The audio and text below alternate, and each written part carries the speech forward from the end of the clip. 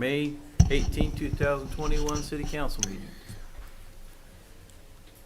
Carvalho, Here. Dayline, Here. Soldner, Here. Bagwell, Here. Garza, Here. Pledge of Allegiance. Pledge allegiance to the flag of the United States of America and to the republic for which it stands, one nation, under God, indivisible, with liberty and justice for all. We're going to have the prayer by Pastor Darrell Patterson. Good morning. Morning. Good morning. Let's pray. Dear Heavenly and most gracious Father, it's always an awesome opportunity that we can come together, stand in the gap between the city and many different issues. And Father, we just lift up the city council to you, Lord God. We thank you, Father, for the wisdom and the knowledge that each and every person implies and puts into action, and suggestions that are made. And Father, we just thank you that we come to you and ask you, Lord God, for the wisdom and the understanding and the inspiration of what we need to know and what we need to be doing. We thank you, Father, for there has been such great progress in the city. But Father, we just thank you for the leadership that we have. And we thank you, Lord God, for the blessings. We thank you that the dream would be that this would be one of the best cities in the United States. But Father, it can be. We know that we just call those things to be not as though they be. We call this to be the best city. In Jesus' name, amen. Amen. Item 4, proclamations.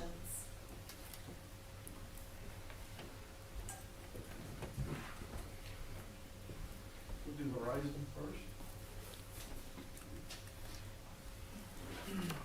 first. Yes.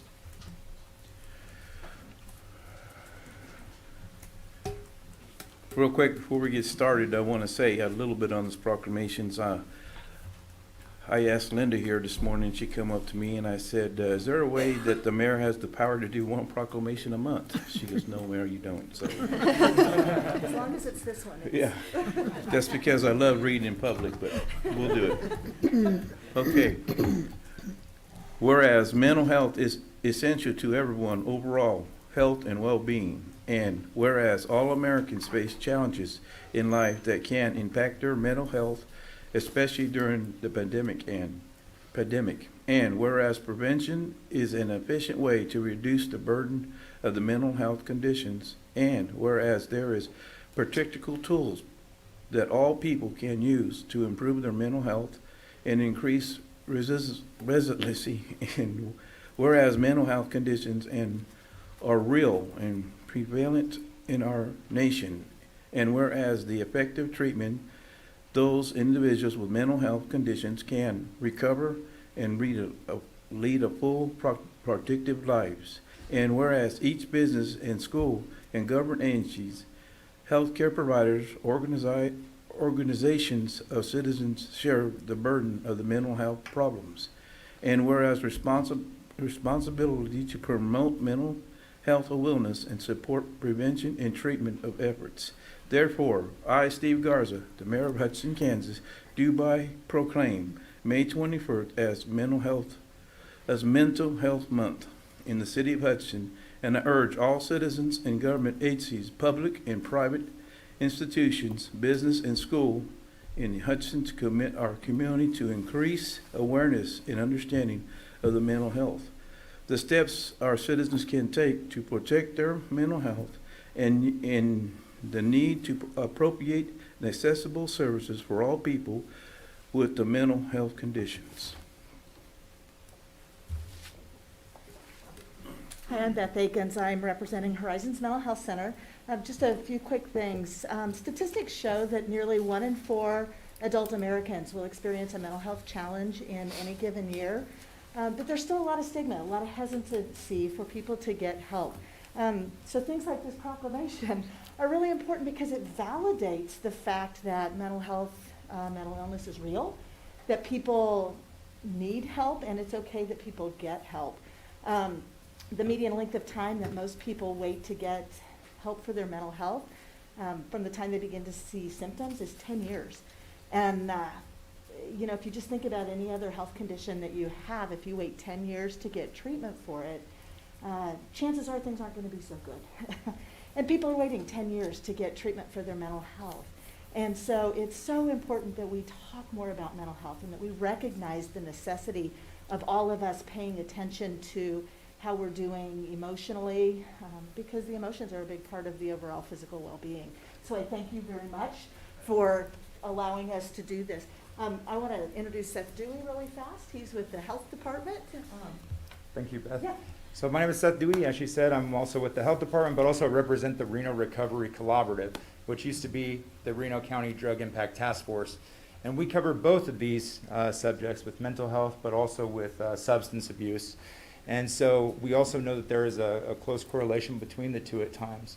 So things like this not only bring about the awareness, but also help shattering the stigma and help us to talk about these things in a safe place as a community as a whole. So one of the things coming up, we have an event this third Thursday that's going to be going on, and it's going to be right in front of Hutch Rec with the Reno Recovery Collaborative, where we're going to address both of these subjects and the stigma associated with it. So we wanted to take this time with all of our community partners, including law enforcement, Reno County Sheriff's Office, and a variety of others, including Horizons, to formally invite everyone to that and help have these conversations to take away that stigma. So thank you so much for reading this proclamation and making that happen. Thank you. Okay. Thank you so much. Thank you, sir. Thank you. Thank you. Okay, Public Works, National Public Works Week. Before I present this one, I want to let you know I used to work for the city of Hutch with this division, and we have one of the best public works division. In my view, of course I'm biased, in my view, in Kansas. So we ought to be proud of our public works department. They do the best they can, and whenever in the snow and the rain and so forth. So I am proud to present this to the Public Works Division.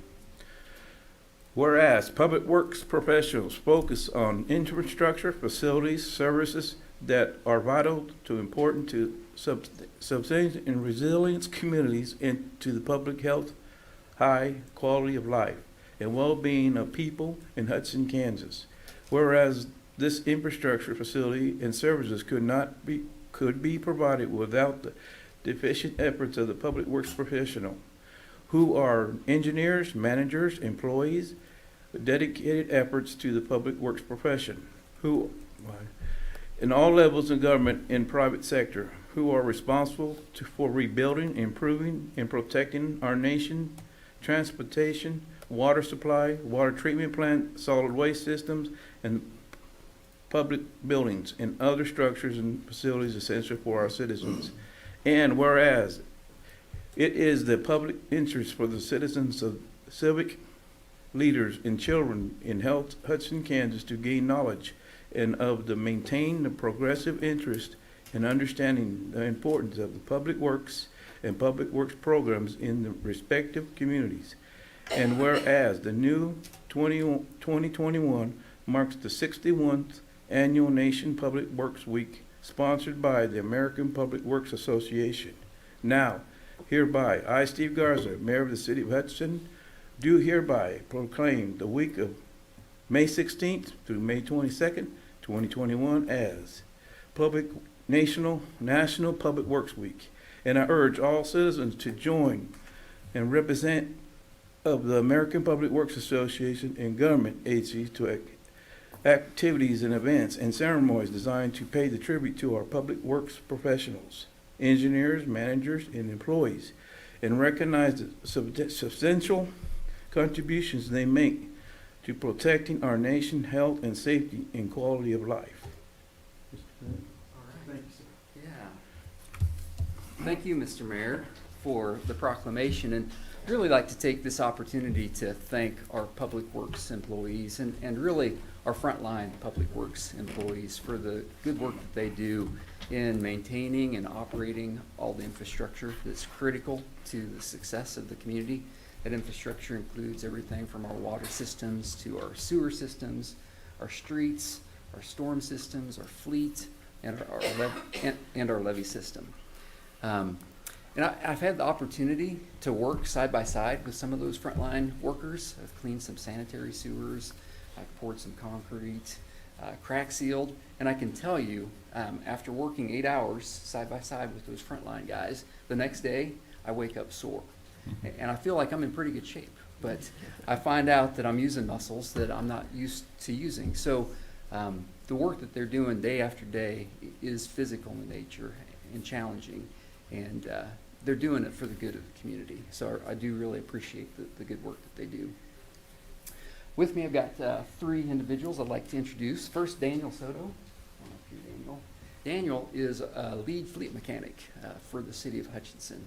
And just recently, during the wildfires, he worked until about 2 a.m. supporting the fire department. And he was one of several public works employees that were out there assisting the fire department during that wildfire. And there was one repair that he had to make that he actually had to suit up in some protective clothing to get out into the field where that brush truck had broken down. So really do appreciate the extra effort that you went to, Daniel. And really, he's just one employee within the Public Works Department that responds to emergencies after hours. You know, it can be anything from a windstorm, a tree limb down in the street, a snowstorm, it can be a flood. So numerous, or even a water main break. So numerous types of emergencies that Public Works employees are responded to 24 hours a day, 365 days a year. So thanks, Daniel. Next is Ricky Sprague. Ricky is our supervisor at the wastewater treatment facility. Ricky has been an employee with the city since 1987. And Ricky and his staff have played a key role in the numerous facility improvements that are going on right now at the wastewater treatment plant. He's worked and provided input to our designers so that they better understand how that plant operates, and so that they can make good design decisions that make sense for a plant. And he and his staff also work with the contractor to operate the plant in a way that the contractor can get in there and efficiently make those repairs. And just last week, found out that the intermediate pump station project, which was completed last year, was recognized as the environmental project of the year for the state of Kansas by American Public Works Association. So good job and congratulations on that, Ricky. And then Richard Bowler. Richard is a superintendent of our water and sewer maintenance division, started work at the city in 2006, and started as a sewer maintenance worker. He was promoted to a lead sewer maintenance worker, promoted to a supervisor, and is now a superintendent. So over that 12-year period, made significant advancements through the organization. And I think he's just an example of the opportunity that the public works profession can provide folks that want to contribute to their community.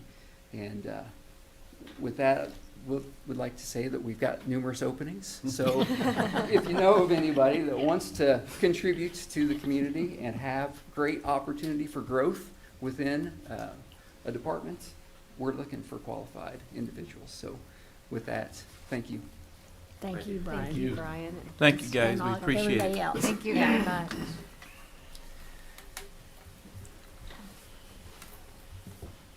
Item 5, oral communications from the audience.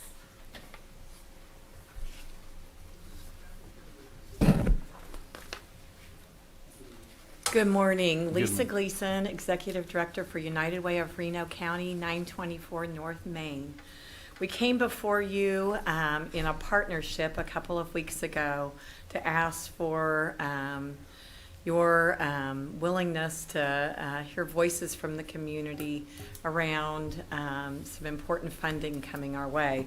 So that partnership's with Hutchinson Community Foundation, Reno County Chamber of Commerce, Hutch Rec, Startup Hutch, United Way of Reno County, Hutchinson NAACP, Young Professionals of Reno County, and Leadership Reno County. On behalf of that community, of those community partners, we'd like to really thank you for considering the proposal to help engage the residents of Reno County on how to prioritize investment of the forthcoming American Rescue Plan dollars.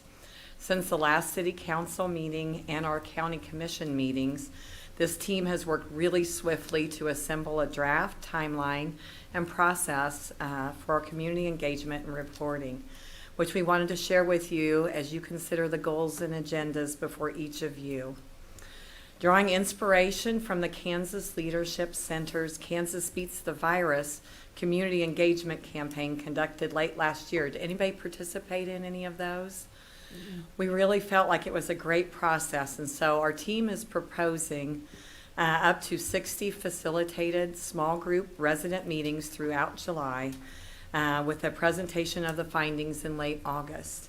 The efforts design and the training of the facilitators will be aided by the Kansas Leadership Center and Kansas State University's Staley School of Leadership Studies, who will also analyze the findings from the community dialogues. Expenses from the resident engagement process will be privately funded. Tony Finley is going to kind of give you a timeline of what we have drafted. Hey everyone, Tony Finley, Executive Director, Hutchinson Recreation Commission. Just wanted to come today to lend my voice of support for this process.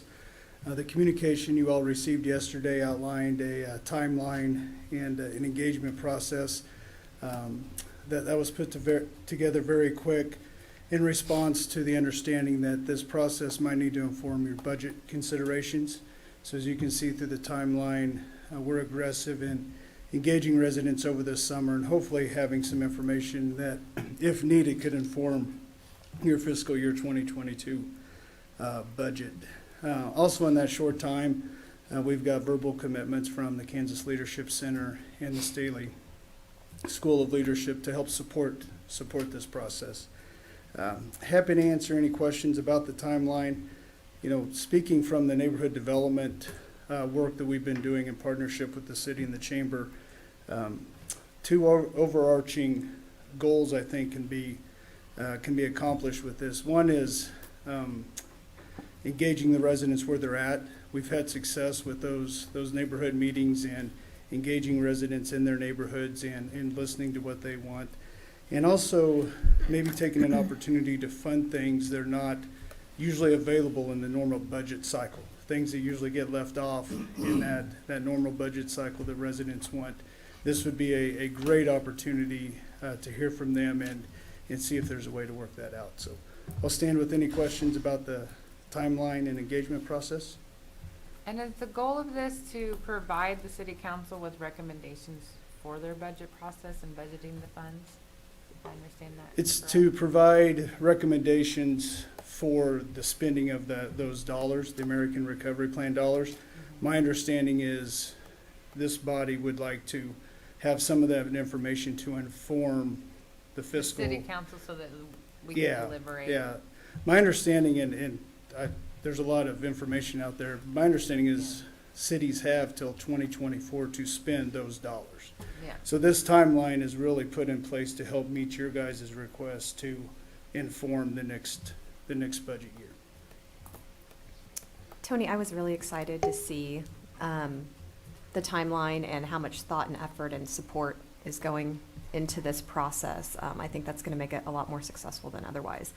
I did have some concerns after reviewing the interim rule that came out last week about people's understanding who participate, that these funds, there's not open flexibility. Right.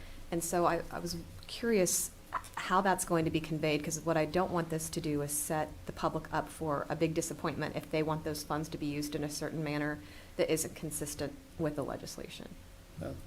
Very fair, and that will be on the communication on our end and through this process, is to make sure that the residents understand what the limitations are of the funding.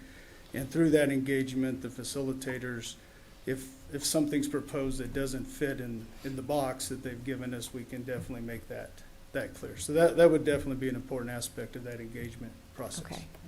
There was a number of $17 million, I think, conveyed last week, 2 weeks ago. Yeah. Do we know the allocations of those, city, county, so on? And again, can be corrected. My understanding is the city's portion, City of Hutchinson's around 5.6 million. 5.6, okay. The county, Reno County has approximately 12 million, and then the outlying cities within the county have some dollars as well, so that's why we said 17 plus million. I don't have an exact number, but Okay. yeah. I had not heard that number before, so thank you. And do we have any idea when the final guidance is going to be released? I mean, I'm flipping through what's listed right now, and I'm Yeah. kind of questioning how much flexibility we're really going to have. 60 days Yeah, from well, May 10th is when the final guidance. Councilman Solner, if you Yeah. can understand the federal government, I will. Well, I will do take kind of. your- My kid works I will for take your 'em. lead on that. You know, at this point, we just have to follow the guidance that's given and doing the best we can to implement that. I just really feel like this would be a missed opportunity if we didn't at least try to do some sort of public engagement with these funds, with the residents. But do the best we can with the information we're given from Yeah. the guidance.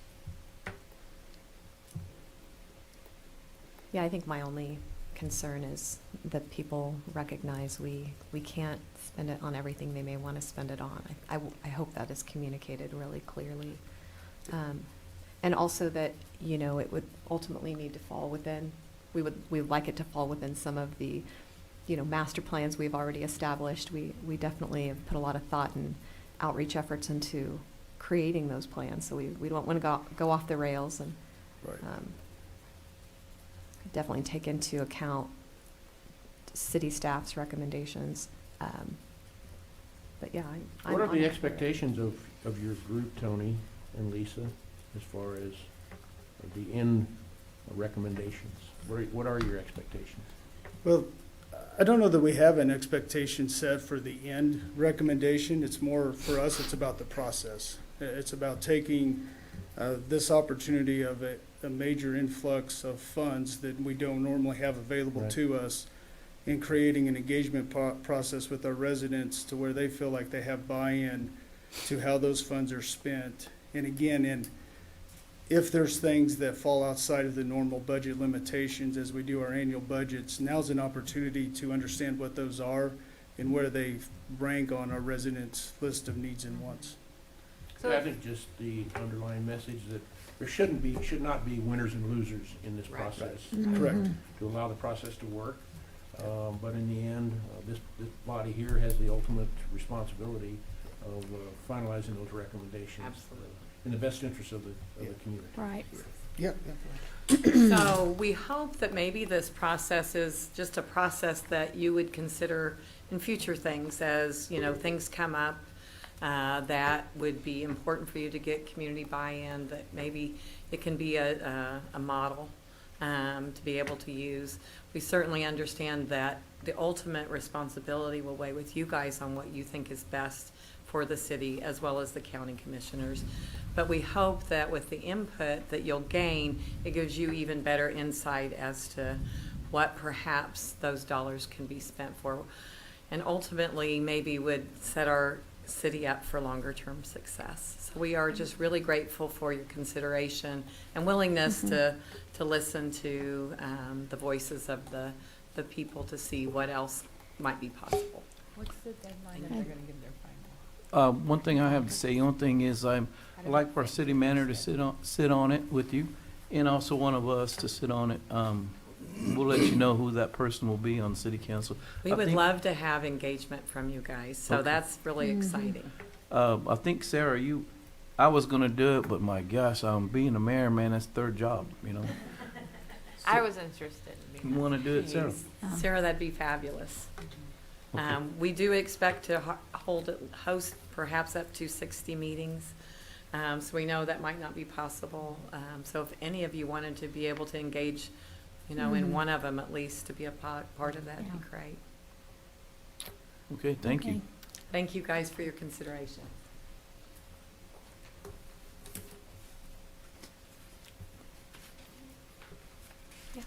Do you have something else Sorry. to say? I'm sorry. I was just curious about, when the final determination, when does that fit into your schedule? the guidance for The- it? What, Well, and I think, so I think, I want to stress that the schedule's really, I think, put together for your all's budget, city council's budget process for 2022. My understanding of the federal funds, they don't have to be spent yeah, per the guidance till 2024. So the expedited schedule really is a timeline dictated by what we've heard from this body at this point, so. and the city's supposed to usually get 5 million. 5.6. 5.6. Okay, so I had can I do public comment number 2? Sure. Tony Finley, Executive Director, Hutchinson Recreation Commission. Swim season's just about here. Believe this will be the first time since Salt City Splashed open that we've had to come to one of these meetings and kind of forecast some issues with staffing this year. We are having a rough time finding enough lifeguards to open Salt City Splash. So just wanted to get that in front of you all. We've, increased our recruitment efforts. Obviously with the pandemic situation, it was a little difficult to get in front of kids with the limitations in the schools this year and so forth. We did the best we could with communication to them, but honestly, this is a trend we've been seeing. And so we're about 10 lifeguards short at this moment, and we're scheduled to open that pool 2 weeks from yesterday. So I just want to kind of get that out there publicly. If anybody's looking for anybody between the ages of 15 and, well, if you're a good swimmer, so 15 minimum age and a good swimmer above. Those are typically high school and HCC students? Yeah, it's Okay. typically high school and college age Yeah. kids. Summer employment, great place to work, great tan, right? All those fun things. But yeah, let us know. And we are putting together scenarios for you all on what it looks like for a reduced hours or reduced days season, because safety is obviously our first priority. And if we don't have enough guards to safely guard the swimming pool, then we'll have to make some recommendations. But obviously, you guys will be the final decider in that. So just want to do what we can to get that information out there. And we are hiring. We do pay for the certification, so that's on HutchRec. So if you're interested in doing that, get with us. We'll get you certified, pay for that, and give you a great summer job. Thank you. How many lifeguards does it take to run the pool? 35. 35. 35 is kind of the number. That's where we probably should be. And I know this is a dumb question. You have went to the college and put signs out there that we need guards. yeah, we've done our normal, Yeah. all the recruitment efforts Okay. as we were allowed to. Again, this year's been a little odd Right. with that, but a lot of, and it's not just, I think you've heard around the city, the country, that, finding people's hard right now. Right. We're experiencing the same Okay. thing. Thank you. Yep. Is there anybody else like to speak?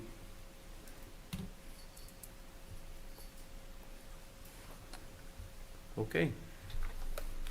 Item 6, consent agenda.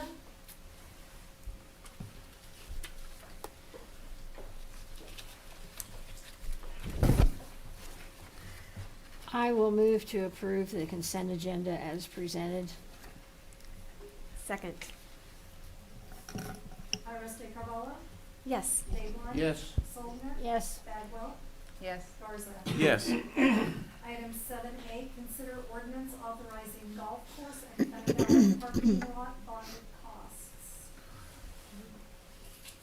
Good morning, Council. Angela Richard, Director of Finance. IRS regulations require that we pass a resolution or ordinance if we intend to reimburse ourselves for expenses incurred before we bond a project. We have bid out the parking lots for the golf course and Fun Valley to do a double chip seal to fix those parking lots. They were bid with the 2021 residential street program. The contracted amount is just over 82,000. The Parks Department has asked to be allowed to bond up to 95,000 in case there's any problems with the Fun Valley parking lot that they didn't foresee. And then the difference between the 95,000 and the 125,000 that is in the ordinance is due to bonding costs. We do not intend to bond this project alone, but we have come up with that additional as if it were to be bonded alone, just in case. This is an ordinance that does have to be published, so to save everyone time and money, we inflated those costs to what it would be if we bonded the project alone. We do intend to bond this with other projects, probably in late summer or early fall. So that is looking at the timeline. We'll come back to you with another resolution before we go out to bid to bond those other projects as well. Are there any questions? When's this gonna start? I was told June. June? Is it gonna interfere with the games out there in the summer? Good morning, Justin Combs, Director of Parks and Facilities. We have asked the contractor to only work Monday through Fridays.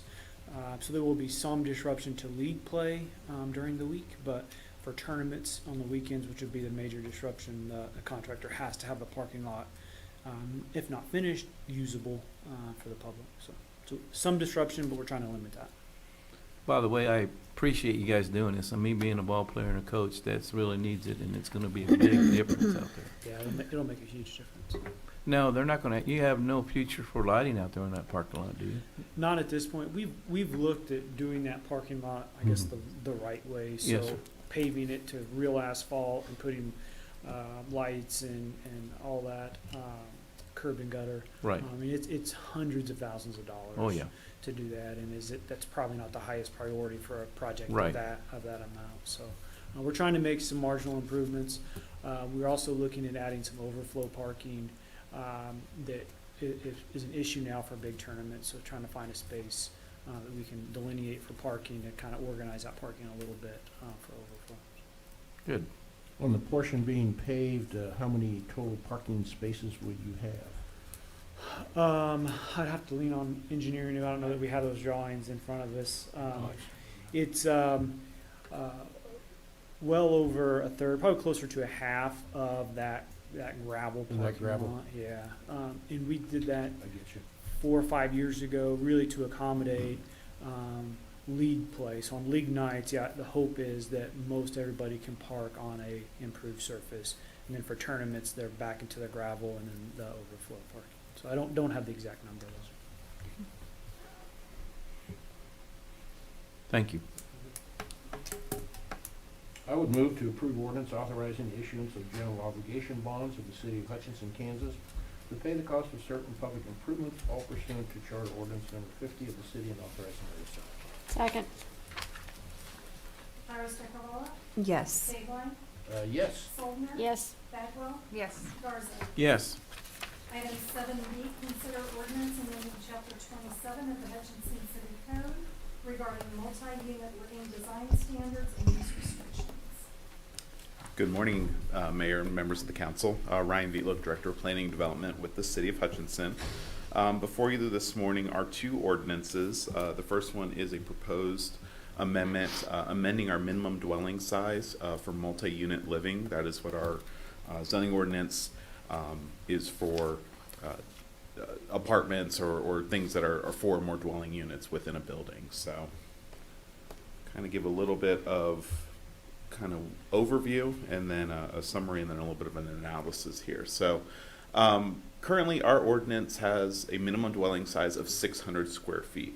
There are 2 exceptions that are built into the ordinance. ADUs, or accessory dwelling units, also known as granny flats, and economy homes, also known as tiny homes, are at 400 square feet. Truly, regulating residential density by minimum square footage is really a dated concept. When I looked at all of our peer cities in Kansas, nobody regulates based on square footage anymore. It's all based on either having the building code control the minimum dwelling size, or you have other types of ways to control densities, such as number of units per acre or having a minimum lot size per dwelling unit. So yeah, really kind of this idea of of regulating dwelling sizes by square footage really is a dated concept. So this is kind of the first attempt to begin to get rid of this idea. Truly, it's going to take a lot more study to do that, but we did receive a request from New Beginnings they want to convert a home over to an apartment building, but as it is now, it wouldn't work with the square footage. So they had requested for us to take a look at it and for Planning Commission to study it, and this is what they came back with. So it really is a pretty straightforward amendment. So the first thing it would do would be to revise the definition for dwelling to add a multi-unit living as an exception to that 600 square foot minimum. And then the second one would be to allow for a minimum dwelling size and multi-unit living to go down to 300 square feet. And I'll kind of give a little bit of reasoning of why we think 300 square feet is a good floor for that. So multi-unit living areas typically include common space such as hallways, mail areas, laundry rooms, which really add to the usable space for residents. Residents in multi-unit living units have an expectation and understanding that they're going to be living in a more dense environment. We already have a requirement that in our R6 that a special use permit is required for multi-unit living that exceeds 4 units in the R6 district. And this is important because R6 is really that mixture of single-family homes. We do allow for duplexes, triplexes, and we do allow for multi-unit living, but really because that is typically a more single-family residential district, we do have a special use permit which allows for the neighbors to have a voice and to voice any concerns they may have. Our comprehensive plan has a goal of increasing the variety of quality housing as well as encouraging infill development, and staff believes that this would do that. And speaking with our building official, Izzy Rivera, the minimum building code really makes it difficult to go much below 300 square feet when you talk about minimum sizes that you need for bedrooms and for other uses or rooms within the dwelling. Really going much below 300 square feet is just not going to happen. And then we already have kind of another check with our number of units on a parcel, and that's our parking requirements or our lot coverage maximums. So really, when you include all of those things, we're not talking that somehow a developer is going to be able to put 10 units into, a building on a pretty small parcel. We're really talking this is really only going to be 4 to 6 probably apartments, but it does allow for. It opens it up that, in our downtown, that we can have more of kind of a smaller units that might appeal to young professionals or older folks as well. So we think that this is a good kind of start for us to begin to analyze our dwelling unit size. So the Planning Commission held a study session on this on March 23rd. They had a public hearing on this on April 13th. We had no public comments that were received, and the Planning Commission approved this ordinance amendment with a vote of 7-0. And with that, staff does recommend approval of zoning amendment ZA 21-01 to amend sections 27202 and 27406A8 of the Hutchinson zoning regulations. And I'd be happy to stand for any questions y'all may have. Yeah, Ryan, a question based on these changes. Does this modify or require any change in our fire suppression code? It would not, that I'm aware of. That is going to be based on the occupancy of the building and the use of the building. So that should not trigger that. We had our fire inspector review this during the DRC, and we received no comments from him regarding that. So no further restrictive? Not that I'm aware of. No. Should there be? I mean, that would be really up for fire. I think to have that response, or to review that. But as I said, our fire inspector did not raise any issues with this when he reviewed it during the DRC process. So is that because they're wanting to put in small, like, studio apartment? Mm-hmm. Mm-hmm. I think 300 square feet. I'm trying to imagine what that looks like. It's pretty small, and really more than likely, I think with market forces, you're probably looking at more like 400 or maybe 500. But 600 square feet is pretty large for a 1-bedroom apartment or a studio. I mean, I think I think the realization that 600 square feet is probably a bit much for a minimum for a multi-unit living dwelling unit. So really, we believe that the market is going to Yeah, I kind agree, of 600, I mean, if you're trying to make a multi-unit and each unit has to be 600 square feet, that's really big. Mhm. I know my first house I lived in was 700 square Mhm. feet, and it was a two-bedroom. Mhm. And so I was trying to imagine what half of my house would look like just now, to get into Yeah. a comparison. 300 is probably going to be a studio, probably for Yeah. a one bedroom that has an actual separate Probably bedroom. like You're probably looking at 450, closer to right? 400, 450. That's what I was thinking. Mhm. Like, I would think only a studio could Yeah. probably, like, as far as our codes go, fit in the 300 square feet. Is That's that where you're about getting at? correct. Yeah, and that's really why we set that level at 300 from reviewing the building code. That it would be really no smaller than 300. Okay. Mhm.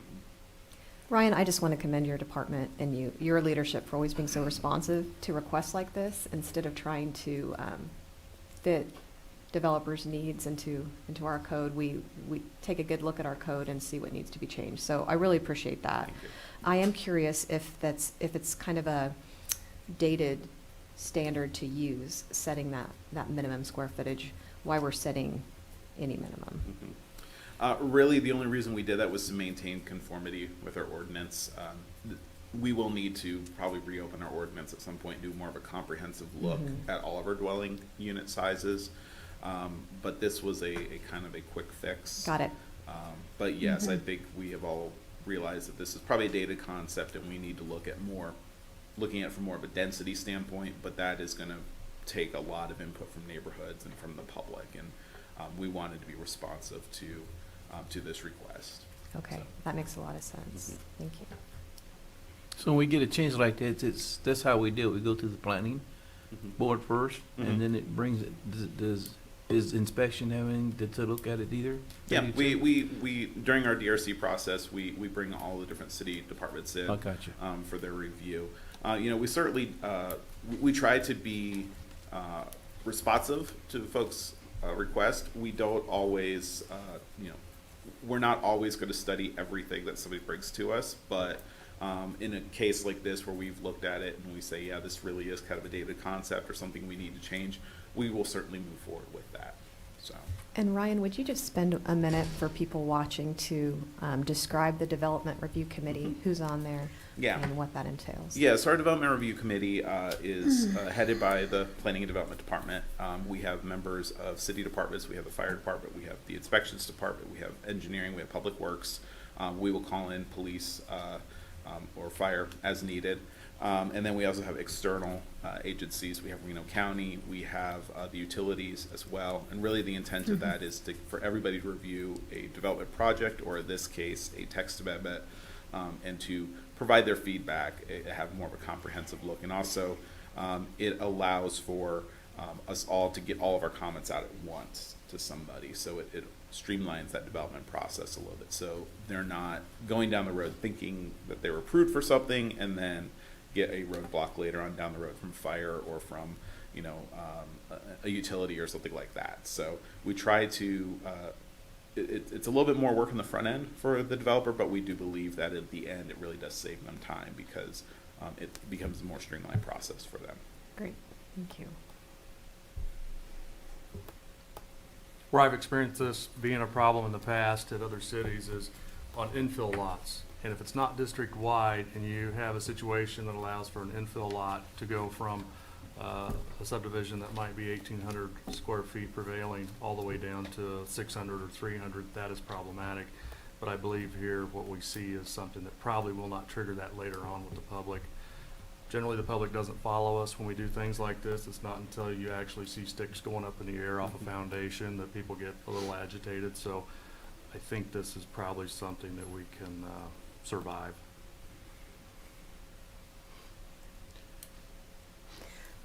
Any other, go ahead. I was going to make a Go motion ahead, if you'd go ahead. entertain that. Okay. I move to approve an ordinance amending sections 27-202 and 27-406A8 of Chapter 27 of the Code of the City of Hutchinson, Kansas, and authorize the mayor to sign. Second? Mr. Caholla? Yes. Dayton? Yes. Sullivan? Yes. Bagwell? Yes. Garza? Yes. Item 7C. Thank you, consider Ryan. ordinance amending Chapter 27 of the Hutchinson City Code regarding firearm retail sales in industrial districts. Once again, Ryan Dietlich, Director of Planning and Development, City of Hutchinson. The second text amendment before you this morning is a amendment looking at our firearm retail sales, firearm and ammunition retail sales, specifically looking at industrial districts as well as a little bit of a correction of an oversight in residential districts. So currently, we allow for retail sales of firearms and ammunition in the C3 and C4 zoning districts. We also allow for the sale of firearms, internet-only sales as a home occupation in the R3, R4, R5, and R6 zoning districts. There is no mention of indoor ranges as an accessory use in this, and indoor ranges is oftentimes a accessory use that goes along with the retail sales of these products. So this amendment, several things, so I'll kind of go through it here. So the first thing is that it would permit the retail sale of ammunition, firearms, and gunsmithing with design requirements in the I1, I2, and I3 zoning districts. So these are industrial districts. We would also be amending those design standards and use restrictions for these sales to permit indoor ranges as an accessory use to firearm sales in our C3, C4, I1, I2, and I3 zoning districts. Amending the design standards to permit the retail sales of the firearms and ammunition with no more than 3,000 square feet in the I1, I2, and I3 zoning districts. And this goes along with already what we allow for retail sales in our industrial zones. The intent is that it should be a small portion of an industrial property, not a large portion. We're looking at retail sales or commercial uses that are non-industrial are intended to be a small part of the property. The intent is we have limited industrial land in the city. We don't want to necessarily cannibalize that land by encouraging retail uses to go in there. Plus, you oftentimes have neighbors and things like that where you don't really want a large number of members of the public like you would with a commercial. So we tend to keep those commercial and retail uses in our commercial districts and only allow for limited retail in the I1, I2, and I3.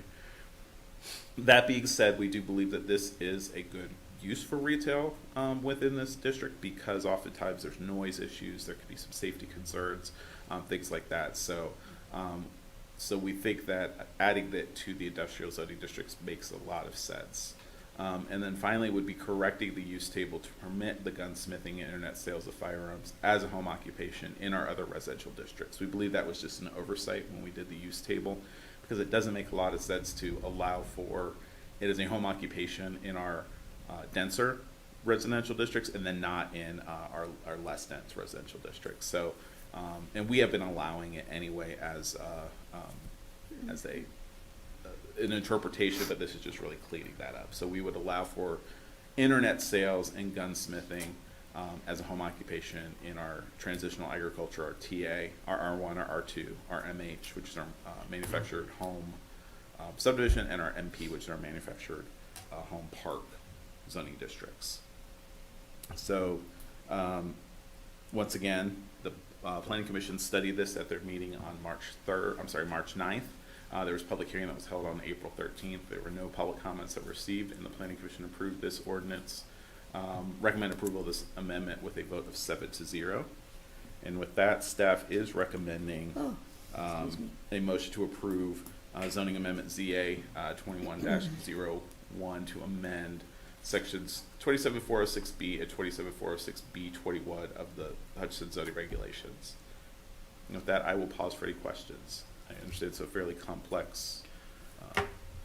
Let me cite just as an example. Let's take the city-owned Kansas Enterprise Industrial Park, and I'm aware there happens to be a 7-acre site there that is available in one of the tracks adjacent to the Siemens plant. How would you describe, if there was an application, how that might look, and would it be permissive, and would there be a lot split? Or exactly the ratio of the development to the acreage. I'm just curious as to how that might look as a project. our industrial park? The industrial park's a little interesting because the city owns it, but you know what I think would more than likely do is a 7-acre parcel. Staff would strongly suggest that the applicant would split the lot to make it a little bit more feasible. 7 acres and only having 3,000 square feet for retail doesn't make a lot of sense. Yeah. That's out of ratio. Yep. Yeah. And so, you know, at the same time, it's hard to know, but, you know, if we had a developer that came in and said, I want to do a massive, you know, retail complex, where they're only doing firearm and retail and ammunition sales, I think at that point it would probably be, we'd have to just examine that to see. But really the intent, once again, is we want to save those industrial tracts really for more industrial intended purpose. businesses. Exactly. And so we do allow for some retail already in our industrial districts, but as I said, we limit that to 3,000 square feet. Because once again, the intent is that's not really where we want it. But we did have a request from somebody who was looking at an industrial property to do this type of a use. A vacant property or an existing building? I would have to go back and look. I believe it was a vacant piece of property. It was a small property. It was not in the industrial park. Okay. It was one of our industrial zones, I believe, on 4th. I was thinking this was. Yeah, we Fourth need to be mindful that those industrial parks were designed by design. Yes. For its explicit purpose of Absolutely. industrial Yeah. / commercial or Yep. a distribution operation, not a retail operation. Exactly. So- And that's why we are holding very fast to this. The intent, once again, of industrial is not really for retail, but we do think there are some cases where some light retail may make sense in conjunction with another use. And so that is why we're holding fast to this 3,000 square foot rule. We think it's a good rule to really preserve the industrial properties for really what their intended use is. So if you were not to move forward on this, then operating under the current conditions there, those would be in C3, C3, C4. and then if you were going to Tell me what a C3 and C4, So what properties are we talking about? Yeah, so our C4 is going to be mostly along like 30th. Along 30th? Yeah, yes, that's I believe our special commercial district. And then C3 is going to be, I'm trying to remember where we don't have a ton of C3, but that is going to be, we have some along 17th. So really more of our retail corridors is where we allow for these uses already.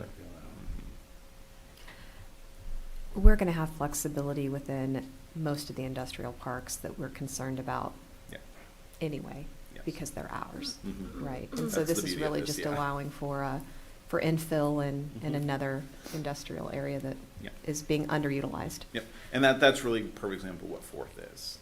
And staff is in the middle of studying a pretty large text amendment right now that would do an overlay district in some of those areas of where they're zoned industrial, but it's kind of the beginning transition to more commercial, but there's still some industrial uses in there. And so 4th is a really perfect example of that, and that's, I believe, where this request was coming from.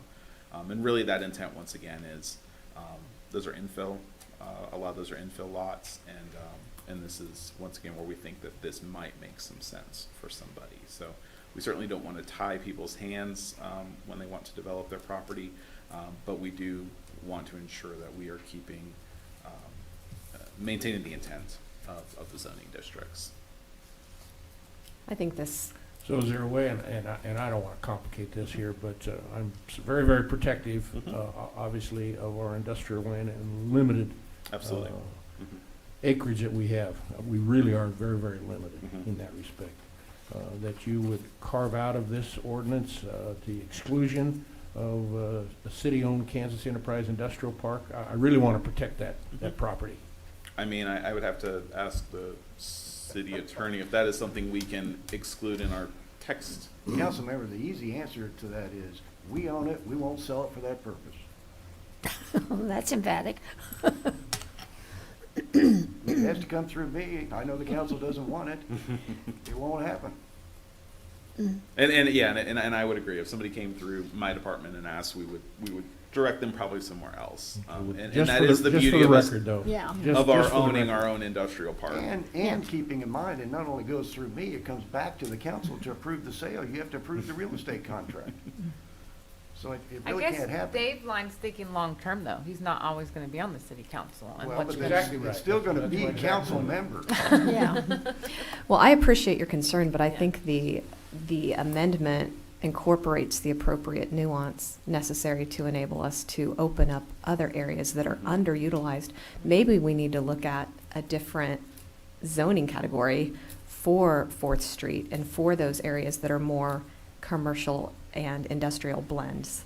I would get on board with that. Is there an in-between, like we could create a different code so that we could shelter our other industrial from this I mean, you can expansion create and anything still you allow want. the infill in the Fourth Street area?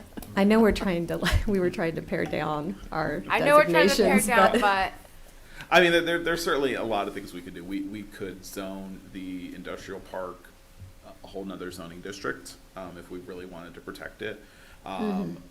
As I mentioned, staff in the planning commission, and the chamber are working on a long-term, pretty massive, change to, we're calling it our commercial, overlay district. And really, we're looking at Fourth as the main corridor, but there's some other areas. So to get closer to downtown, the intent is that it's gonna be a mix of retail and commercial. And then as you get further out, you're looking at more of a mix of what I call mechanical commercial, which is really kind of your contractor's yards, your self-storage places, those type of things that are not really typically commercial uses. They're kind of that interesting blend between commercial and industrial. And so looking at development standards for that. So that will be forthcoming within the next few months on that. That's a pretty major overhaul of our code. But yes, I believe in this case, I certainly understand where Councilmember Dayline is coming from. I do think the 3,000 square foot is, minimum is probably going to dissuade somebody from trying to go into our industrial park and spend quite a bit of money, just to put a little retail use in there. And as we've mentioned, we own the property. We're probably not going to move forward with selling it in that way. So without us going back and reopening our ordinance and looking at that, but it's certainly something we can look at for the future. Is either do we put the industrial park in its own zoning district, or do we have some other protections in there? That commercial overlay rewrite, would that include something, would that be inclusive of an effort like that to take the industrial parks out of? I mean, we certainly can look at it. We haven't looked at it yet, but Okay. we're in the process of drafting it. We've got a committee. We certainly can add that to our list for them to study. And you expect that to be done like maybe end of summer? Probably closer to early fall. We've got to go out to the public now that we can now meet again. So we have some open houses that we're planning this summer. and you would have to go through and change this again, wouldn't you? If some of Not the zone necessarily. codes have changed, I mean, not or- necessarily. We possibly, really depending on what happens. If we put the industrial park in its own zoning district, I think it addresses this concern. There's lots of ways we can look at it. So I think this is once again it was kind of a missing piece in our ordinance when we looked at it. We allow for other retail uses, but we don't allow for this. So it was one of these things that. I get the necessity in the current location that the person wants to put it in. I don't think that's our concern. I think we all agree that that's a perfectly acceptable for the property on the Fourth Street area, and it's perfectly acceptable and understandable. I think the main concern is just protecting the city-owned industrial park. Absolutely. So maybe if that can go to another whatever Yep. zoning that's not included in this particular amendment to the motion, I think that would solve that. We certainly don't want to downsize that I-3. No, certainly not. I mean, I think I-3 serves a very important purpose. Absolutely. But yeah, I think we can look at, and I've seen many cities that their kind of master plan industrial parks are in their own zoning district because, they allow for a lot of different things, and you want to control that use a little bit better than just an open-ended industrial zone. So certainly something we will have our group look at as they're looking at some of our other commercial changes. Do you feel comfortable, Dateline, with the future commitment to protect that and improve this at this time, or? Elected bodies change, city attorneys change, people change. I just simply want to make it clear that we absolutely must protect the city-owned industrial parks and other designated industrial parks that fit those categories of I-1, I-2, and I-3. Absolutely. So whether or not this is this is an important amendment, I'm not completely convinced in my mind it is, but I certainly would support it. You have several options as a governing body right here at this particular point. You could send this back as a remand, but you could also send back a remand after approving this, that certain things be considered in future, policy directives. You could do it that way as well. That might be a softer, gentler way to do that. I'd be in favor of approving it so whoever wants to move forward doesn't have another hoop to jump through. And then we can deal with our own issues surrounding future developments. Yeah, I would want a commitment that this came back so that we could resolve it within a few months. Absolutely. Yeah, I think that's something we At can, least 3 months. Yeah, I think that's something we can certainly look at. With that, I will move to approve an ordinance amending sections 27-406B and 27-406B 21 of Chapter 27 of the Code of the City of Hutchinson, Kansas, and authorize the mayor to sign. Second? Iris DeCarlo? Yes. Dateline? Yes. Solomon? Yes. Bagwell? Yes. Garza? Yes. Item 8A, consider final approval of donated art from Lavella Kelly. Good morning, Justin Combs, Director of Parks and Facilities. If you remember, 2 weeks ago, we were here doing the initial review of a proposed donated sculpture by Lavella Kelly. Here in just a minute, there we go. So if you recall, well, I'm not sure what's not advancing. It's advancing on my screen, but not yours. So the sculpture was the eagle holding the American flag. It was a tall sculpture, 7 foot tall, with a wingspan of 5 feet, and then holding an American flag. The name of the sculptor, of the sculpture itself is Majestic. The artist is Nancy Boyle. The proposed location is in front of the Wiley Building along, still not working, along Main Street, in front of the Wiley Building on an existing pedestal that we use for sculpture art walk. So 2 weeks ago, this body did send that proposal to the Art Design Council for formal review as far as artistic, as well as staff review of location. And so those reviews did happen over the past 2 weeks. On Thursday, the 13th, Art Design Council did review the proposal. All the comments were extremely positive for this piece and for accepting the piece. It was a unanimous decision by the Art Design Council to recommend accepting this piece from Lavella. So, the other piece in the art design or in the donated art policy is to name a liaison, just to make sure that the process happens smoothly. And I am, I guess, asking myself or asking to be named that liaison to work with Lavella through the installation of the art, as well as coordination of upgrades to the pedestal and the plaque, and those sorts of things. And again, in that original proposal, there's the, now the screen's kind of working. So there's, there's the art, there's a piece there. And so Lavella did also offer to pay for any improvements to the pedestal, probably a stone facade around the outside, as well as pay for the plaques that will give the name of the piece, the artist, and then a message about why she donated the art as well. Yeah, there we go. So there's a location, like I talked about in the red circle. It's an existing pedestal on Main Street. So this is kind of the final step as far as approval goes, and our policy is for formal approval of city council. There is an MOU in the packet that outlines kind of the ownership of the piece. The city would own the piece at that point.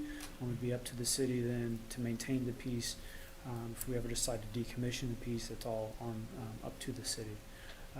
We do have a reserve fund for maintenance of art that we already own. So if there is ever any point that we need to touch it up or something, there is funds available for that. The other kind of ongoing cost would be adding it to our insurance.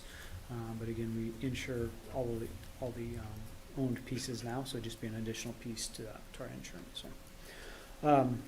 So with that, we do recommend, the Art Design Council and staff, I do recommend that we accept the donation of the sculpture Majestic and install it at the location on Main Street.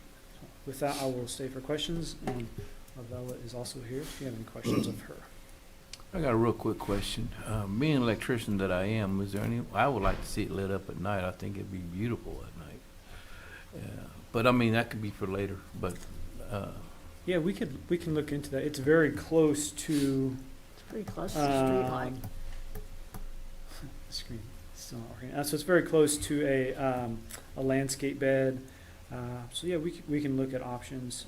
I don't know about power in that location, but there are some solar options that are better than in years past. So right. Yeah, that would look really nice to light When that you up. travel down there at night and see that thing lit up, that'd be, in my opinion, would be beautiful.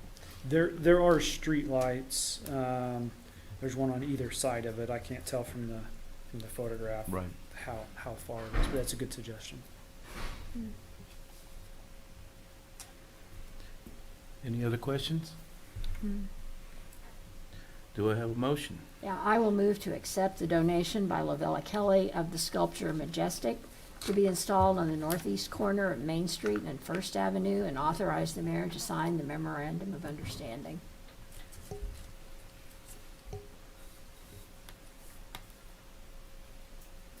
Second.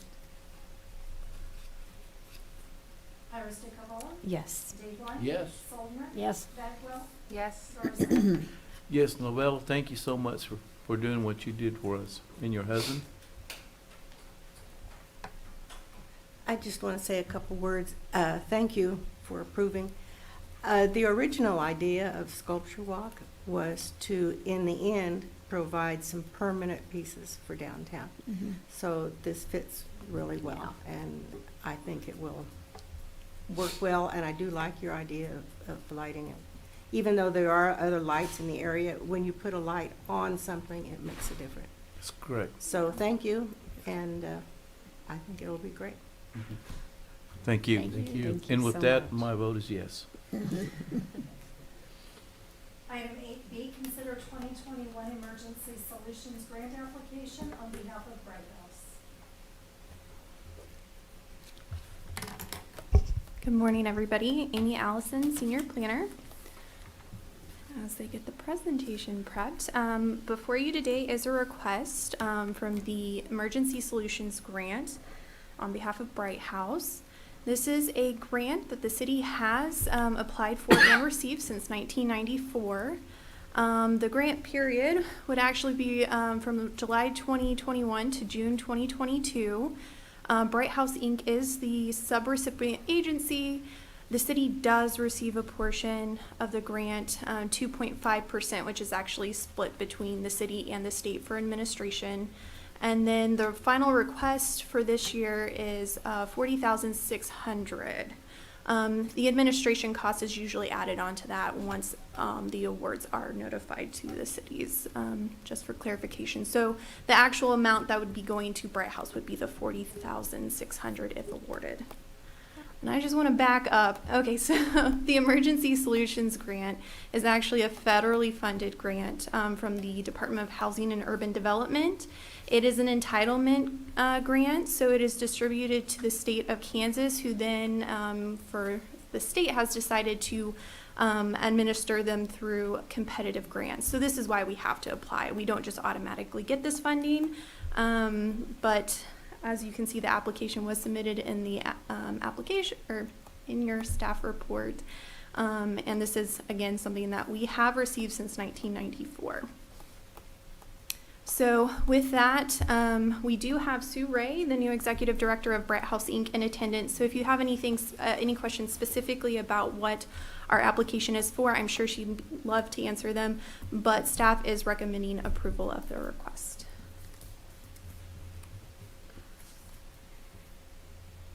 Did you want to get any information about what Bright House does for the community? Just for the public? If Sue would like to step up.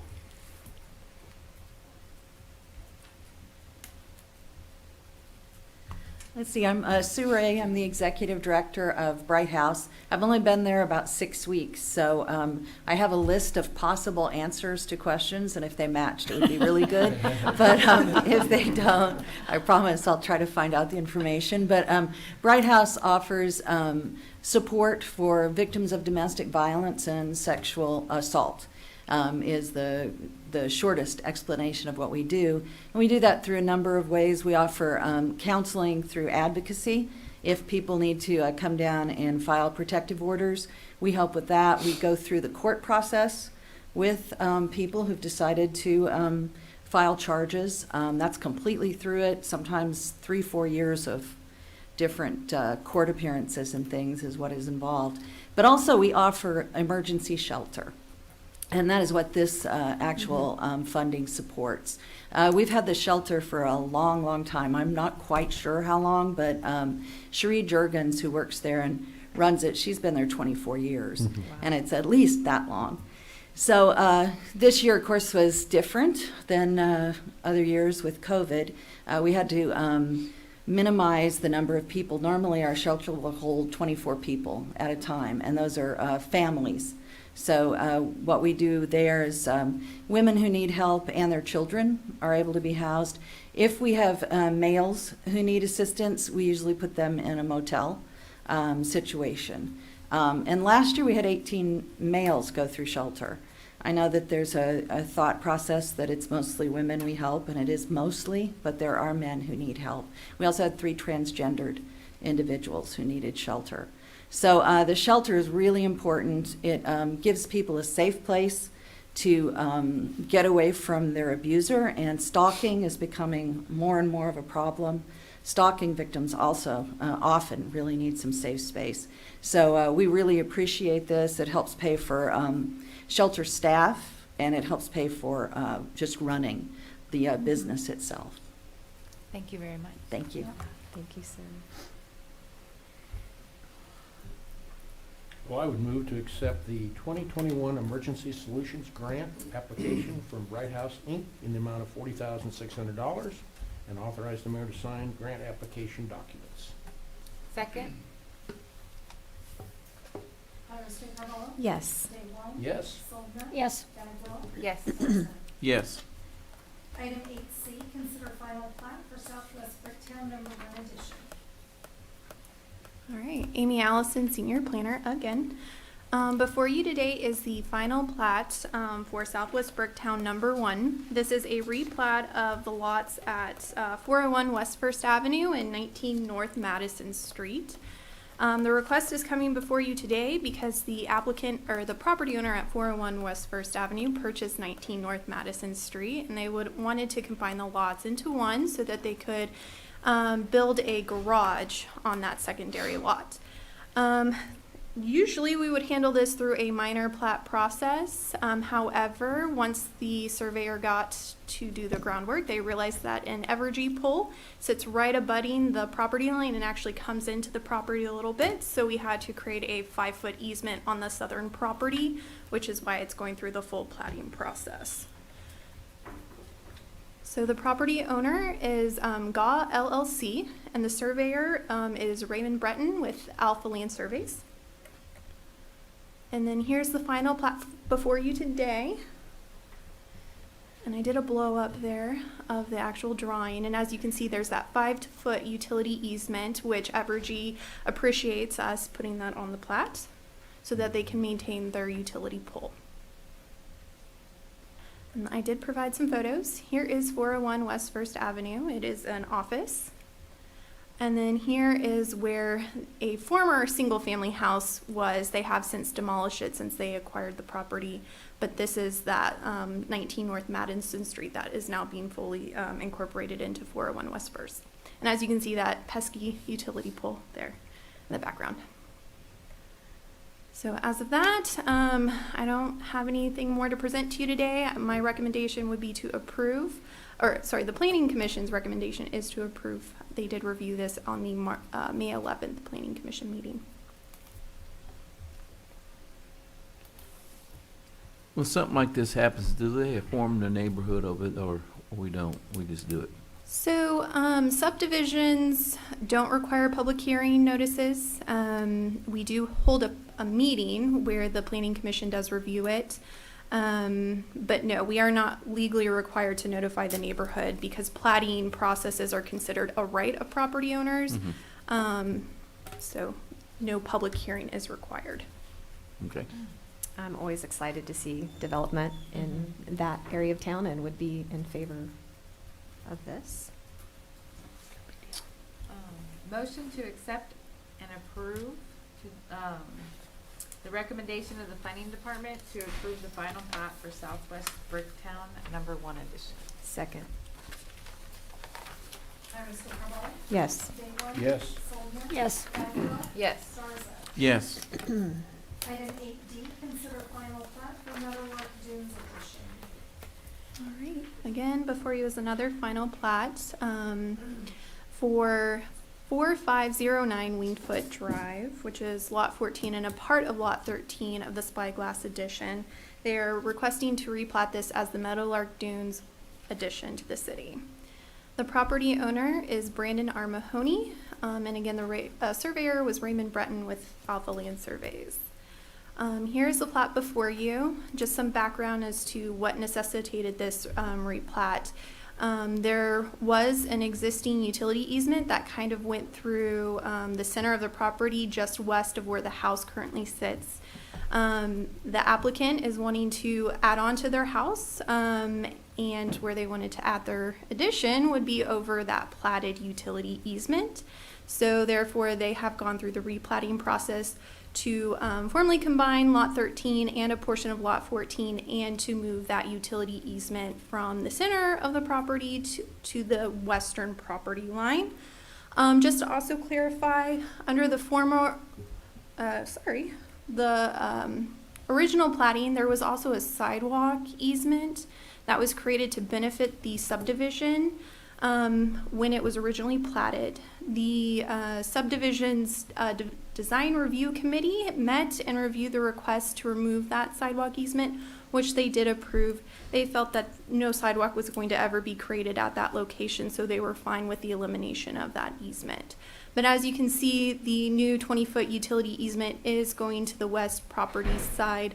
All the utility companies have been notified. The existing utilities that are within the easement will be moved at the owner's request per the utilities who are affected requirements. And then again, here's some photos for you. As you can see, there is a utility box there, and that's kind of where the easement is along the side of the house. So once this easement is moved, they will pay to have the utility also moved with the easement to the west side of the property. And that is approximately what this area is. All right, and with that, I don't have any more to my presentation, but if you have questions, please let me know. The Planning Commission did review this at the May 11th Planning Commission meeting and voted to recommend approval. I would move to accept the recommendation of the planning department to approve the final plat for the Meadowlark Dunes addition. Second. Iris Carvalho? Yes. Dave White? Yes. Soldner? Yes. Bagwell? Yes. Garza? Yes. I'm freezing all of a sudden. Item 8E, consider bid report for drainage improvements. Good morning, Mayor and City Council. Jeff Peterson, Director of Engineering. This project is actually some drainage improvements for 2 neighborhoods, and it'll come up soon here. Over by the 23rd and John area, and also in the Dartmouth and Northwestern area. And this just shows the areas where the projects are at. The 23rd and John project is replacing existing corrugated metal storm sewer that has failed and has been repaired quite a number of times over the years. There's just a picture of some of the area where drainage is really slow in the area, and when we've had problems with the corrugated metal pipes that are just needed to be replaced at the time. So with that, we're also adding, we have burp basins, what I call burp basins. They're just inlets on each side of the road and a pipe that goes underneath the street. So water traveling down one curb and gutter can go across the street into the other curb and gutter and then follow along and go into at some point into the storm sewer collection system. We typically, if we're in an area and we can attach one of those to their existing collection system, we try to get those out of the system because they cause a lot of other problems, unintended, but smells and things when we have leaves and stuff that get into those, and we have to pump those out periodically. So when we can incorporate those into projects, we try to take those out of the projects also. I don't have a good picture of the Dartmouth and Northwestern area, but it's similar in that respect, where there's corrugated metal pipes that have just got to the end of their useful life and are starting to fail. That drains into the Mara Vista ditch, which runs between Northwestern Avenue and Dartmouth Avenue. So we're replacing the pipes that go from essentially Dartmouth to the Mara Vista ditch, which in the middle there, and from Northwestern to the Mara Vista ditch also. So the project was designed by the engineering department. The completion date is in November of this year. The project's paid from the Stormwater Maintenance Reserve, which is funded through the stormwater utility. So that's kind of just a highlight of everything. We opened bids last Tuesday, the 11th. The low bid was from Ward Davis Builders in the amount of $244,787.80. This one is higher than the engineer's estimate. I believe we have competitive bids, and we have a local contractor also. In talking with Ward and some of the other contractors, materials and delivery times are pretty volatile right now with different products for different projects. So I think that added to the cost of this project. I believe a number of our projects, not just engineering departments, but city projects as we come to bid this year will be experiencing some higher prices and costs. So I don't think rebidding this project would be in our best interest because I don't think we'll get lower prices going forward. But I do think it's a representative bid of where the market is at this point. So I do recommend that we approve the low bid of $244,787.80 and authorize the mayor to sign the contract with Ward Davis Builders Incorporated. Do you guys have any questions? I just think that the neighborhoods in that area will really appreciate the. They will, and there's more. We want to continue this and get more projects out there to help other neighborhoods also. Because I know with the rains just recently, there's been a lot of flooding. Correct. In that area. That was a difficult one in the first place. The rain came so fast this week where our storm sewer systems just can't keep up with something that falls in like 15 or 20 minutes.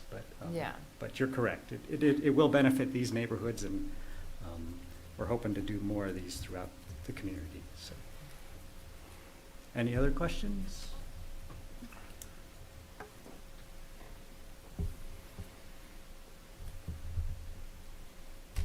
Do I have a motion? I move to approve the low bid and authorize the mayor to sign the agreement with Ward Davis Builders, Inc. in the amount of $244,787.80, subject to all legal requirements. Second? Trustee Carmella? Yes. Daigle? Yes. Soldner? Yes. Bagwell? Yes. Garza? Yes. Item 8F, consider city manager contract for 2021-2022. Paul Brown, City Attorney. Council, you have a proposed contract before you for the city manager for 2021-2022. It proposes a merit increase of 2.5%, which was the same as given to all city employees. There are some other minor changes from last year's contract. Most of those have to do with one-time compensation, moving costs and that kind of thing that are no longer applicable in subsequent contracts. So beyond that, there are really no other changes. And as I have said each year for a number of years now, please approve my boss's contract. Well, with such an eloquent appeal, I will move to approve the proposed contract for the city manager for 2021-22 and authorize the mayor to sign. I second that. Mr. Carmelo? Yes. Daigle? Yes. Soldner? Yes. Bagwell? Yes. Garza. Yes. Item 9, report of city officials. Okay, Sarah, what you have? Let's see. I was wondering why Justin's here, if we had any update on the water slide project? Since I'm always asking. Good morning, Justin Combs, Director of Parks and Facilities. We opened bids this afternoon for the improvements that we received the grant from for KDOT, or from Kansas Wildlife and Parks. So we'll bring that to council for approval, hopefully at the next meeting. And so that's where we're at on our development. And that does just include everything between the river and that service road. And then are you doing some kind of survey to figure out what We haven't started that process yet, but that's the intent, is to start looking at the opportunities for the hill and for the rest of that site. Yeah. Now that we have our access, the piece that was important, that free and public access to the river. then we And can one of look at my the rest major of it. concerns about that is the debris under the bridge following that access. Because if we're gonna start having people use that and we're investing parking lot, bathroom facility, I think, and all of that, the dangers in the water once somebody increases the activity with some of that construction debris that's been dumped into the river that's underneath that bridge. So you're talking about like the rock and the riprap and the stuff that's there, or like we'll get The mattresses, rebar and stuff like that. Um, From the existing construction dumps that have been in that area that are about, what is it, south of where that is? Okay. Southeast, I think. I don't know, don't quote me on the direction. Yeah. Yep, that gets really tricky to maintain the river itself because the city Mhm. really doesn't have the authority to Yeah. maintain it. It's actually federal property Yeah. from bank to bank.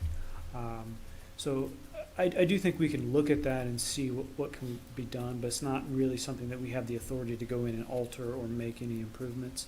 But with floating it a couple times a year with kind of a critical eye on potential hazards is something we could. That's what I'm definitely look saying, like into. potential hazards and needing to get with whatever agency Yeah. to have those potential hazards. The fire department has a very strong presence on the river as well. Uh-huh. They have to do several rescues a year. Mhm. And so we can work with them if they know of some hazardous spots. Yeah. Maybe work with Kansas Wildlife and Parks or some of the other agencies that could help kind of mediate some of those.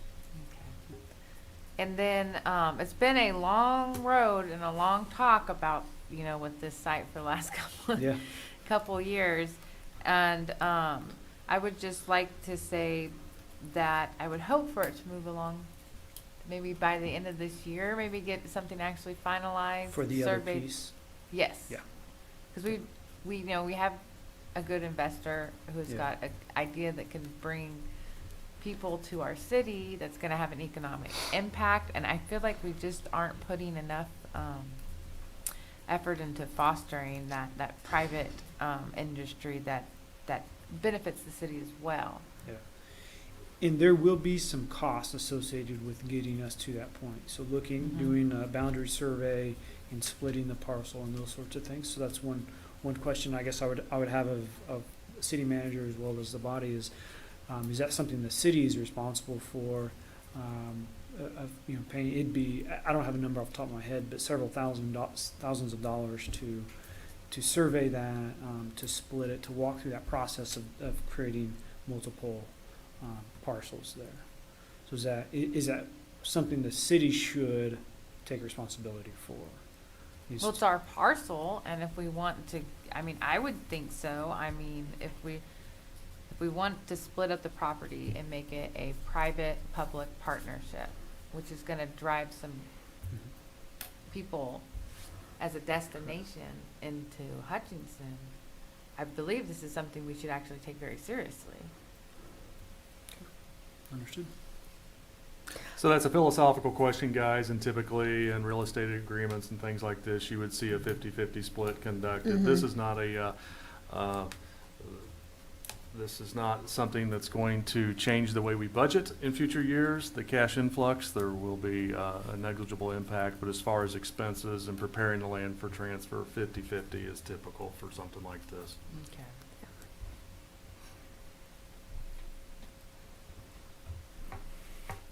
I would just like to see a little bit more commitment, because I think we really could foster instead of turning this into like a bad situation, I think maybe we should spend some time and effort into what we could make the property through a public-private relationship. And part of that, I believe, is selling the land to Art Canoe. And having our because we've addressed your major concern about having that public entry into the waterway. And so now at this point, I think we need to move along with that public and private, because we're not going to have the funds to create this big thing that you want to create out there. And I just don't. We have a lot of other things I think we need to be more. I think if there's a private developer willing to do something, and that has experience in that industry, and that can be collaborative with us, I think that I would strongly hope that the rest of my council members would feel the same way upon your recommendation that we do a private partnership. I think we should do what we can to support that local small business, but we should also do what we can to ensure that that remains a public good. And I'm interested in your thoughts on how selling it would help or hinder public access. I think it would help, because it would, the idea would be to provide some camping and those sorts of amenities alongside that public access point. So things that as a department and as a city, we don't really do the camping and some of those. So would definitely be an improvement to our system, I guess, as a park system, because you could look at that as a private park at that point. Again, and not just but the direction I received from council the whole time was really to ensure that we had that free and public access point. So with this development, that's what we're doing. The rest of the site then, if that could kind of help bolster the access site or give people better access to it through camping, then absolutely for that. And think it's a great use of that land because there's not a whole lot of other use with that gigantic hill. It's on that piece of property. So. Yeah. So at this point, it's just the survey would basically to carve out, because we've already committed to putting in that public access point and upgrading it. And so if I'm correct, you just want to get a survey so we can carve out split the land into what you would like to sell to the private developer. Correct. That would be the next step, is to identify where that property actually is, and then we have to work through evaluation of that property and sell agreement terms and those sorts of things. So I was kind of wanting to get the appetite of the council on moving forward with that survey and study to really get something good in that area and do something with it. What anybody else thought about that? I agree with you. I think we need to get a survey and get it going.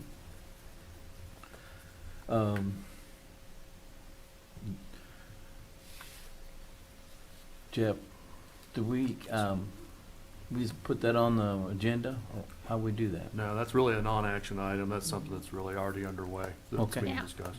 Yeah. I just wanted to get the council's appetite on if everybody here would be in agreement to getting it parceled out and selling it to a private property for camp development. Well, the question that the reflects in my mind is the thought of our Director of Parks and Facilities as to his recommendation, and for good reason, that we would be open to a lease operation, but not necessarily to sell the property. And I assume that's still your position? That was my position when we were talking about the entire piece, was to lease it so that we maintain the most important piece, which is the river access. Right. Now that we've established that, if we divide that parcel or that piece into 2 lots, basically the maintenance road, as long as we don't sell from the maintenance road back to the river, there's also some lagoons there that we own that we wouldn't want to sell. As long as we maintain ownership of that piece, so we can continue to provide that free access point to the river, I'm much less concerned about the other piece. So the hill and those and that. So I am open to the idea of selling that piece as long as we maintain ownership of the actual river access site. My whole concern this whole time is that would become a private access point. You'd have to pay to access a federally protected river, a federally designated water trail. Is something we went through several years ago to get that, and now all of a sudden you have to pay to access this free amenity. So Seems to me there's always this question. There's certainly a lot of unknowns, but the sustainability, if the property were sold to whomever, as to sustainability long term, and I still have that question, sustainability. I agree. I think that's a concern anytime we get rid of property, Yep. sell property, is what happens. I'm sure Paul can talk about several cases where we've received property back Yep. that we've owned at one time. I'm certainly not against the group pursuing this as a small business operation, and wish them well, but the actual selling the land and long-term sustainability, I still have a question in my mind as to its Well, advisability. We can always put a buyback clause in the agreement, I suppose. That would be interesting to draft, Paul. All right, Paul. No pressure. No pressure. Buyback clause. I feel like sometimes you have to take a risk, and at this point, having that public access that we're making improvements on with the private property right next door to it that is going to bring people to use that access, I think sometimes you have to take those kind of risks to develop a destination type place for Hutchinson. Let me throw this out, and it may help the discussion move forward. It's our anticipation that once the survey is acquired, we're going to bring back a potential sale document, and of course, this governing body is going to have to formally consider and act on that. And so, once that meets the accord of staff, and I think we've already developed a comfort level with it, you guys will have it back in front of you to make that final informal decision. And from what I'm hearing, I think everybody's matching up with what that will probably look like. Arc Canoe may have some comments and some challenge on that. I don't think so, but they might. And at that time, they would still be afforded the opportunity to speak to this body at the podium. Okay, thank Yeah. you. Okay. Yeah. I think we got somewhere today with it. Yeah. Thank you. Thank you, Justin. Nancy? Nothing. Oh, well, no, I take that back. This chamber breakfast, are we to let you know if we want to go, and then you'll register us? We'd be happy to do that. Okay. Yep. We can make that happen. Okay. Dateline. Yeah, I've got a traffic question here related to Cary Park, and particularly the Hutchinson Zoo.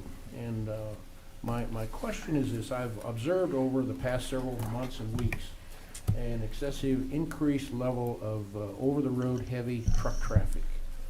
I happened to be down there yesterday, and I observed over a period of probably 30, 45 minutes, and just sitting in the parking lot, there was heavy-duty truck traffic. They found a shortcut off of K61 going somewhere, and they're going right through our corridor. It seems to me they're damaging our streets. I'm not sure if that was the intent, and it's billed to those standards, but there's a lot of heavy traffic, truck traffic going through there.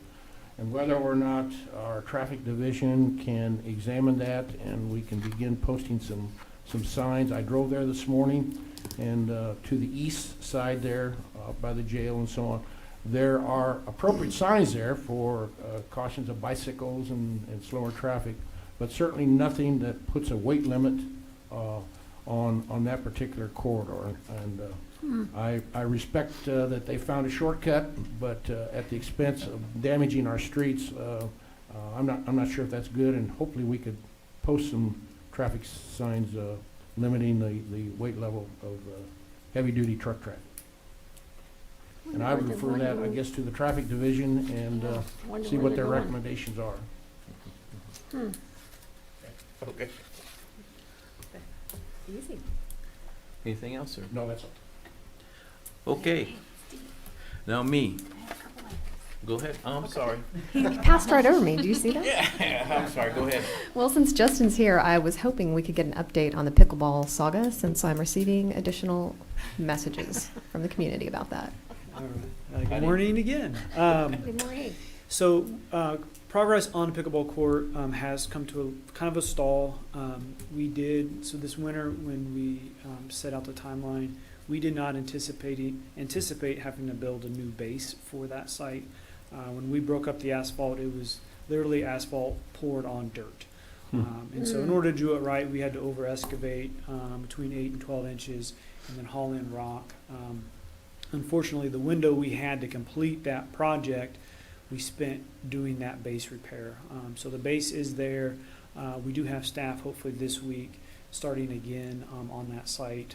So we haven't completely lost track of it. We just had several other planned projects and a few unplanned that kind of popped up. So we are still trying very desperately to make it back to that site to finish it up, but it's still on our list. So can we anticipate that being done yet this spring or summer? Absolutely. Yeah, we'll get to it. Our big push right now is to get the swimming pool open. Yeah, for sure. To get that open. We also had a project at the airport that we were working on.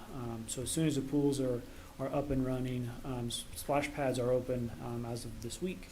So that was a big push. And then the pool opens in 2 weeks. And that'll be our next focus is back to the pickleball court. So. Okay. And with the high school out for summer, can we anticipate less conflict in schedules at the Severance Street courts for the taping? That's the other.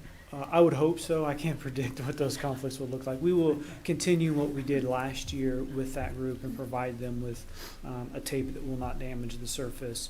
We'll put some signs up for them asking people to respect the tape and not pull it up. Obviously, we can't control that. It's already been pulled up at least once this year. And we did provide them with that tape so that cost is not a burden to them. So. Okay. Well, I appreciate all you're doing to try to make it work. I know that I continue receiving complaints about the tape being pulled up, but we can't monitor it 24/7 and slap the hands of anyone pulling up the tape. Yeah. And just to put on everyone's radar, and you'll see if you haven't seen the CIP, we are looking at a complex, a full-blown complex. So that's a discussion for another day. But also, we are going to need to resurface those courts within the next 3 to 4 years, so we can continue to have that discussion. It doesn't make sense to add permanent shadow marks. lines there or not. So. Okay. Well, thank you so much, Justin. Yep. And I had one other item, if that's okay. Okay. So I was approached by a member of the Youth Council about considering legislation banning conversion therapy. This has been done in a couple other Kansas communities and communities across the nation. If you're not familiar with it, conversion therapy is an attempt to change sexual orientation. It's usually targeted at youths, and so communities in Kansas are banning the practice in minors. And I was wondering if the City Council might consider adopting a similar ordinance as adopted in Rowland Park and Lawrence. I did send those over to City Manager and City Attorney. Once I started looking at this, I wasn't intimately familiar with this type of therapy, but it appears to be pretty damaging. It's been widely criticized by the American Academy of Pediatrics, the American College of Physicians, and other medical groups and other associations as leading to higher levels of depression and suicide and substance abuse. There's lots of research that shows how harmful the practice is to minors. So that's pretty much my question, if you would be willing to entertain looking at an ordinance banning the therapy in minors here. I know that's kind of out of left field, but I'd be happy to bring somebody else who's more knowledgeable about the practice. I think that would be great, because I really don't understand it, so I would like for you to do that. Okay, All right? why don't I see if I can get some experts That'd be to great. come. Okay. All Thank right, you. Is it my turn now? It's Okay. You're mayor. Yesterday, I went to the South Bricktown meeting, and they're planning a big celebration in August. I don't know how much I want to say. It's going to be great. September 25th, and they're going to need the city's help. And like I said, I don't want to give out a lot, so it's Hispanic heritage type deal going on. And I was really enthused about it when I sat and listened to everything. So be ready for that when they come up to the council for this coming up. Okay? Jay, I'm pretty saddened today to hear you all got the youth council message in the writings today. Did you get it this morning or whatever? I'm pretty saddened that the youth council notified us that they're dissolving themselves, because that was my baby. I feel bad about it. I want to tell the youth council sitting here today as a mayor, I appreciate all their efforts.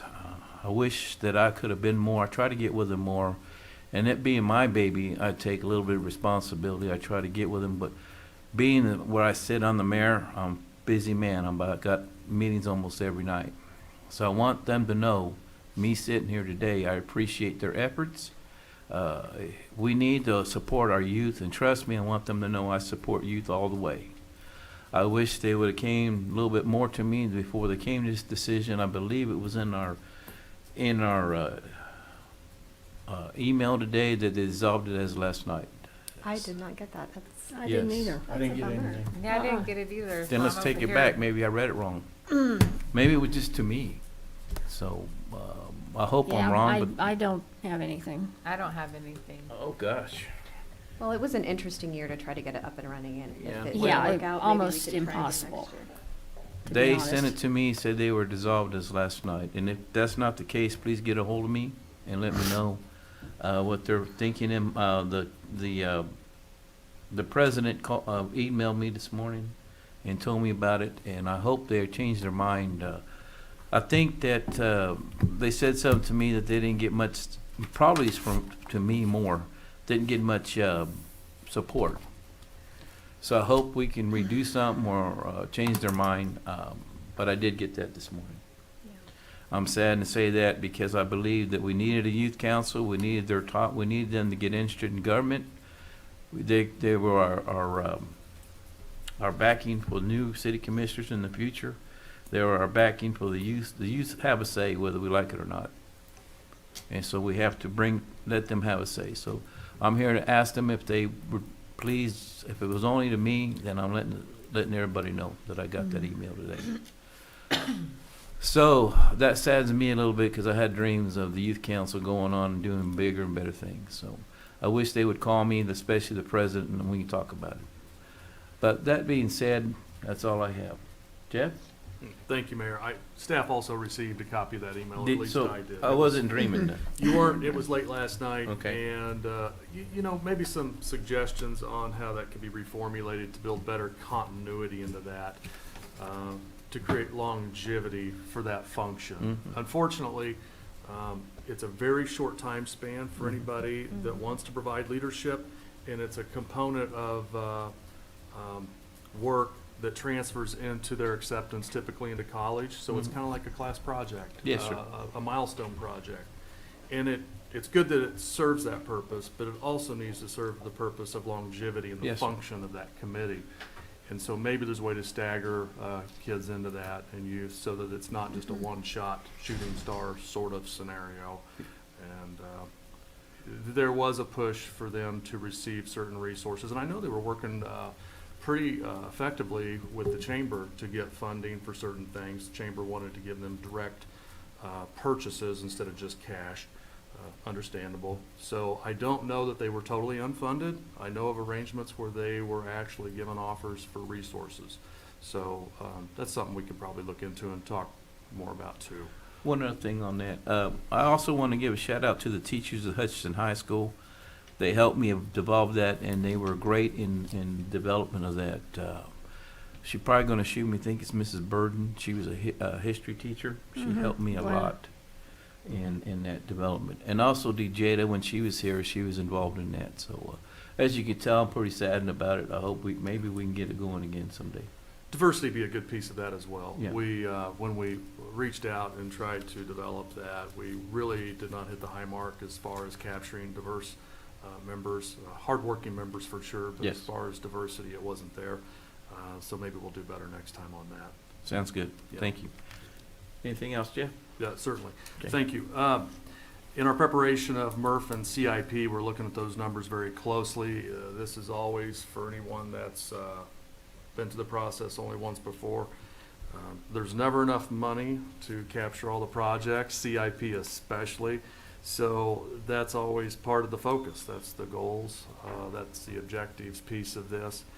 And in our further guidance on the ARPA funds, I learned yesterday that we do have full eligibility for not only water and sewer, but stormwater. That's a huge one for us. And if we're talking about 5.6 million bucks, we could have complete allocation for it in the first 7 minutes of our discussion.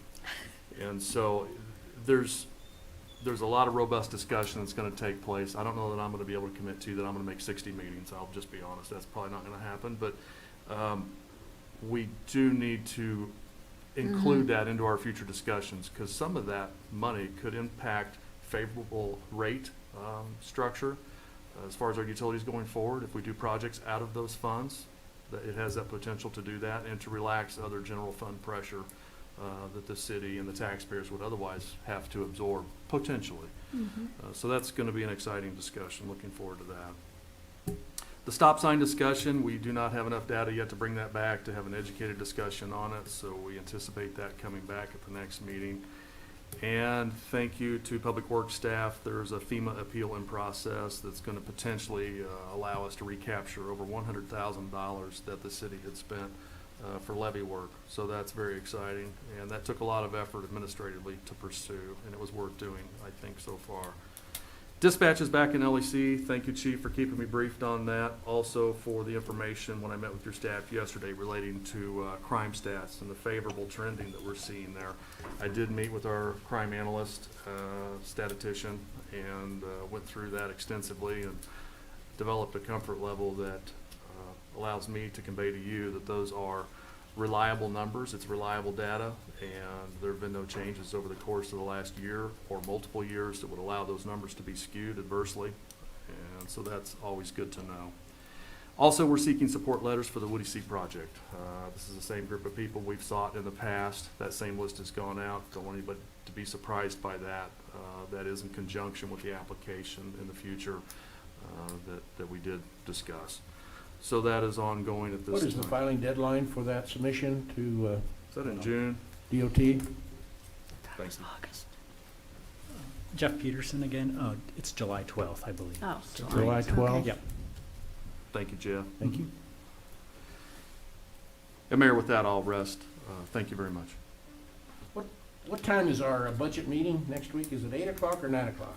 It's 8. Thought we had an early start Well, on it's that. set on the end of the agenda, 9 o'clock. I think they changed it to 8. That was my fault, because I'm leaving town at 10. Yeah. So But it is we- 8 o'clock? It's Would you 8 rather o'clock. that be Not 7? 9 o'clock? 8 o'clock. It wasn't your No. What? Would you rather The that be meet- 7? The meeting had originally been at 9 o'clock. It was changed to 8 o'clock Okay. the last Yeah. meeting, All but right. I failed to correct That's all right, that on okay. the Yeah, I agenda. just want to make sure. Okay. 8 o'clock, very good. I'll bring I'll a try copy. to, no, 8 o'clock's pushing it, not. You know, And- you all know how I feel about 8 o'clock meetings. They'll bring Are the you good bringing coffee. donuts? Jade. I'll bring the donuts. Okay. Okay. I better put that on my calendar. And Mayor, I'd like to add one thing. Thank you all for continuation and support of my position and the working relationship we've developed over the last year in a very challenging environment, perhaps the most challenging of my career, spanning well over 20 years. And thank you for that. Looking forward to serving the next year. Thank you.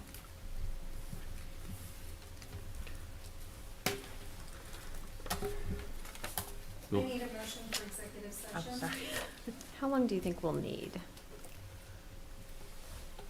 Anybody?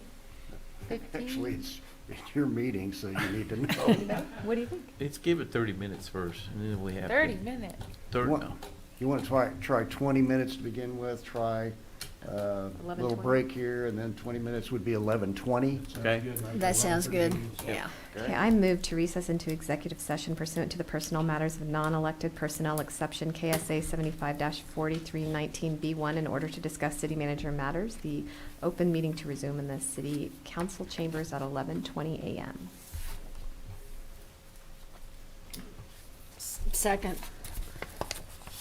Iris Baker-Hall. Yes. Dave White. Yes. Soldner. Yes. Bagwell. Yes. Garza. Yes.